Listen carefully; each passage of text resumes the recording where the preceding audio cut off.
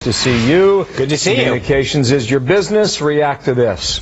Well, look, I think in this day and age, people aren't looking to editorials the way they were back in the 1800s. So with all due respect to USA Today's opinion, I think more and more people are making up decisions based on what their family, friends, coworkers help influence them. That's what we're focused on when we talk about persuading voters and reaching them. That could be. I don't think many conservatives and independents are looking to the liberal elite media to make their decisions. I got it, but they did not endorse Hillary Clinton either in that same editorial. You woke up to this Twitter storm.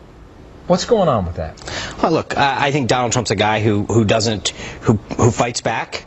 That's why when he takes a punch, he punches back. I think that's the kind of leader that he wants to talk about being, is somebody who's going to go and put America first and say, hey, look, we're not going to sit back and take other countries coming in and taking our jobs. We're going to stand up for our people, for our workers. And so it's unconventional. There's no question about it. But yeah, Donald Trump's a guy who shows you that it's not going to be business as usual. He's not going to be politically. He's going to go out there and fight for American workers, American families. His supporters might be okay with it. Are you? Well, again, it's Donald Trump that's running. He's going to present himself as in a contrast with Hillary Clinton. He's not the same old Washington candidate that we normally have. I think that's what some people find appealing about him. I mean, they may not agree with everything that he does or says, but at the end of the day, they know that he's going to wake up. He's going to fight. He's not going to be politically correct. He's going to call balls and strikes as he sees them. Okay. Well, New York Times front page. Did you see it? Ohio apparently is no longer a bellwether. Well, Ohio's an important state, but again, I think there's two things that go in Ohio. One, candidates, and two is infrastructure.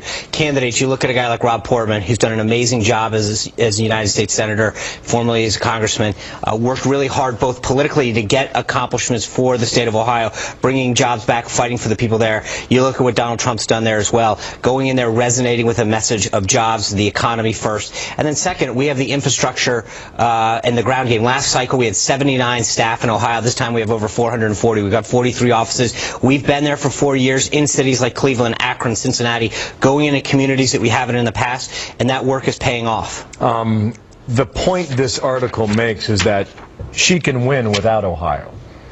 Well, do you believe that, number one? And if so, that'd be the first time since 1960 that's ever been done in the Republican or Democrat. When you start off as a Democrat right now, the electoral map definitely favors you. You got big states like California and New York that definitely fall into your favor. But if you look at where we are versus last year, we're putting like states like Nevada, Pennsylvania, New Hampshire, Maine too, Iowa, states that Obama carried twice into play under Donald Trump's message. So I think that we actually have expanded the map more than was the case last year, 4 years ago. So that's important. And we're doing things like registering new voters. That would be a change in country too. Quickly on this though, Hillary Clinton apparently got a bump in Florida. At least one. Dixon has her up 4 points in that state, which would be a 2-point a 2-point gain for her since debate night number 1. We're going to have our polling out later tonight at 6 o'clock. You are in the middle of this sign-up campaign. Right. Well, how would you characterize, Sean, how that is going? Very well. So we launched something called vote.gop.